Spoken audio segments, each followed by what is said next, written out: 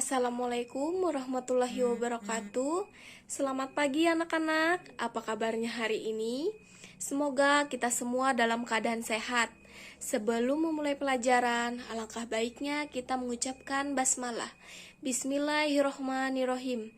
Baik, hari ini kita akan memasuki bab 3, yaitu memaknai peraturan perundang-undangan.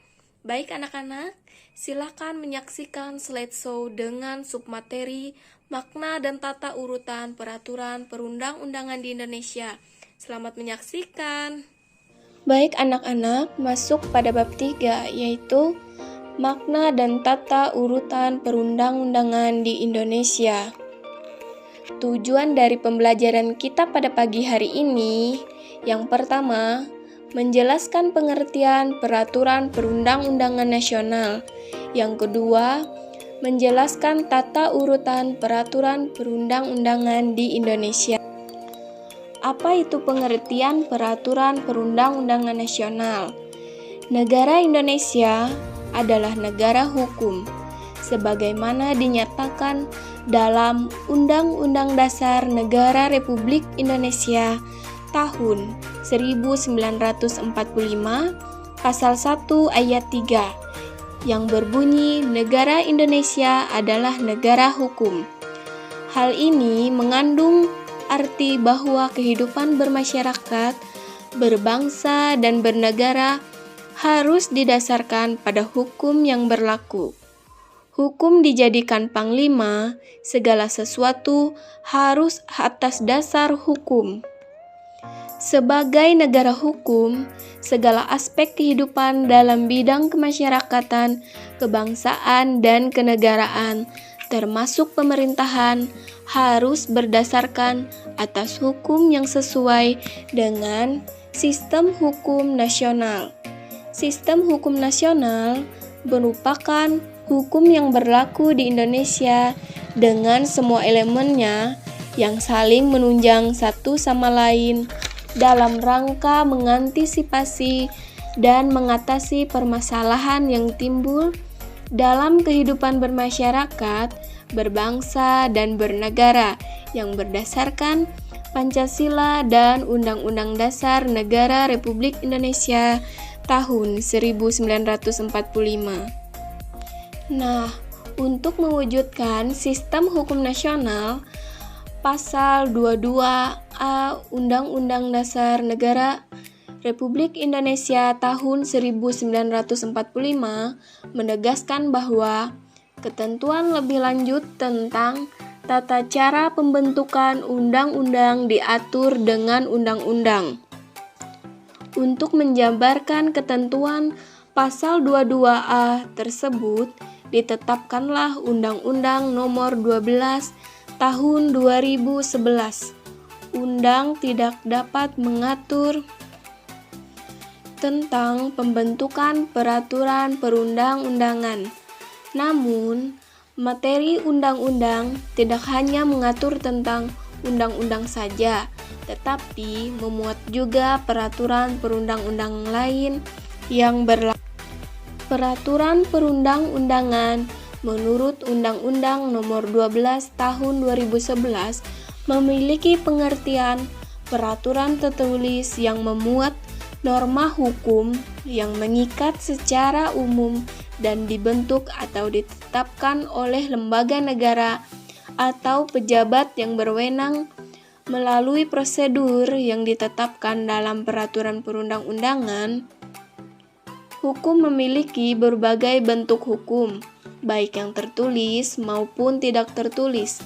Hukum tertulis dalam kehidupan saat ini memiliki kedudukan yang sangat penting bagi kepastian hukum.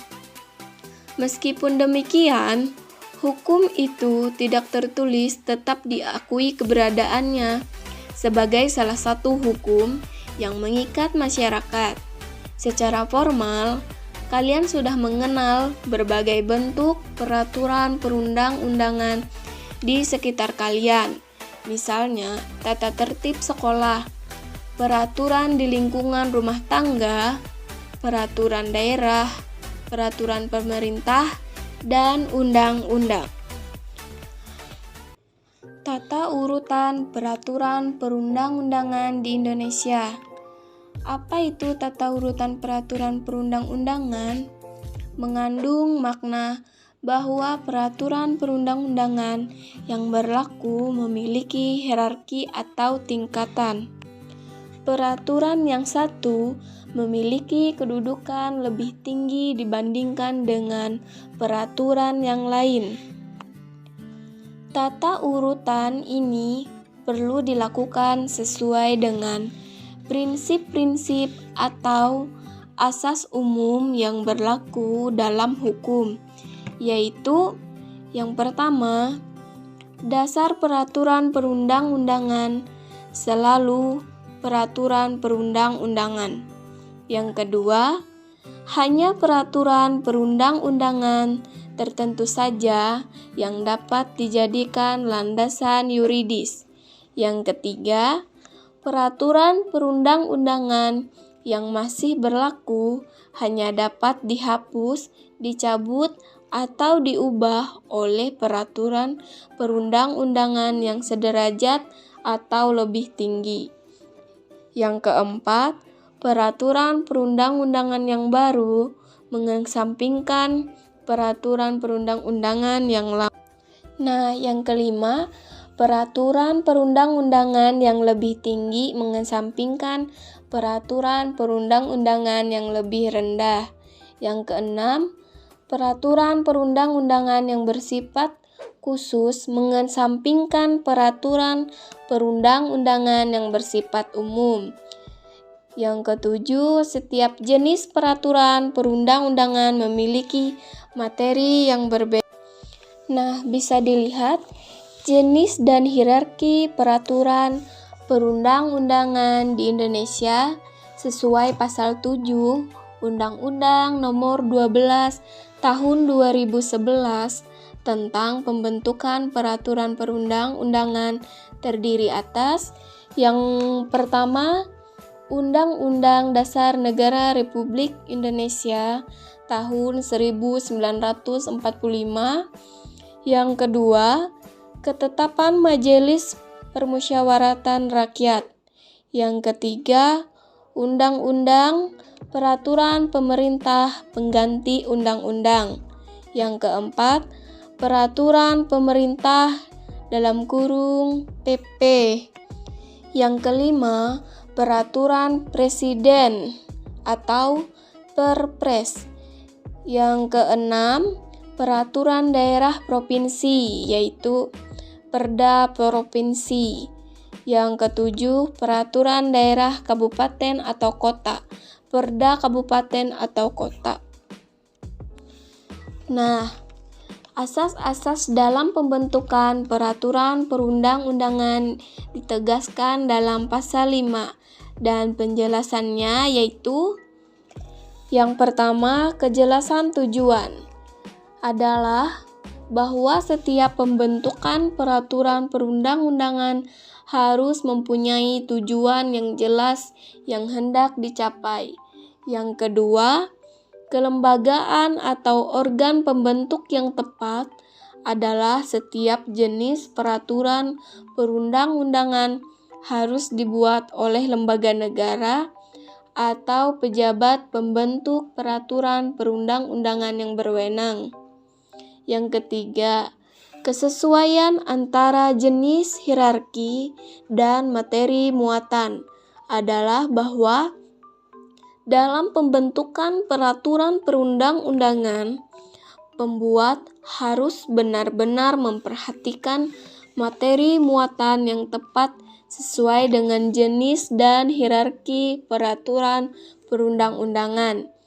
Yang keempat, dapat dilaksanakan adalah bahwa setiap pembentuk peraturan perundang-undangan harus memperhitungkan efektivitas peraturan perundang-undangan tersebut di dalam masyarakat, baik secara filosofis, sosiologis, maupun yuridis. Yang kelima, kedayagunaan dan kehasilgunaan adalah bahwa setiap peraturan perundang-undangan dibuat karena memang benar-benar dibutuhkan dan bermanfaat dalam mengatur kehidupan bermasyarakat, berbangsa, dan bernegara.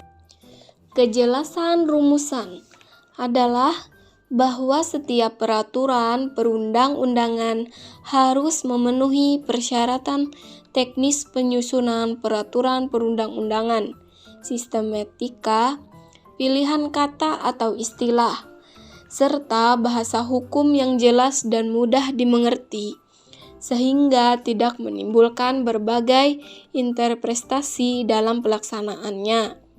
Yang terakhir, keterbukaan adalah bahwa dalam pembentukan peraturan perundang-undangan, mulai dari perencanaan, penyusunan, pembahasan, pengesahan atau penetapan, dan pengundangan bersifat transparan dan terbuka. Dengan demikian, seluruh lapisan masyarakat mempunyai kesempatan yang seluas-luasnya untuk memberikan masukan dalam pembentukan. Nah, selanjutnya ditegaskan pula dalam pasal 6 bahwa materi muatan peraturan perundang-undangan harus mencerminkan asas. Yang pertama, pengayoman, yang kedua, kemanusiaan, yang ketiga, kebangsaan, yang keempat, kekeluargaan, yang kelima, kenusantaraan, yang keenam, Bhinneka Tunggal Ika, yang ketujuh, keadilan, yang ke-8 kesamaan kedudukan, yang ke-9 ketertiban dan kepastian hukum, dan yang terakhir keseimbangan, keserasian, dan keselarasan. Baik anak-anak, itu dia materi yang dapat Ibu sampaikan pada hari ini. Semoga apa yang Ibu sampaikan dapat bermanfaat bagi kalian semua. Jangan lupa jaga kesehatan. Semoga kita semua selalu dalam lindungan Yang Maha Kuasa. Baik anak-anak, mari kita akhiri pembelajaran hari ini dengan sama-sama mengucapkan hamdalah. Alhamdulillahirabbil alamin. Terima kasih.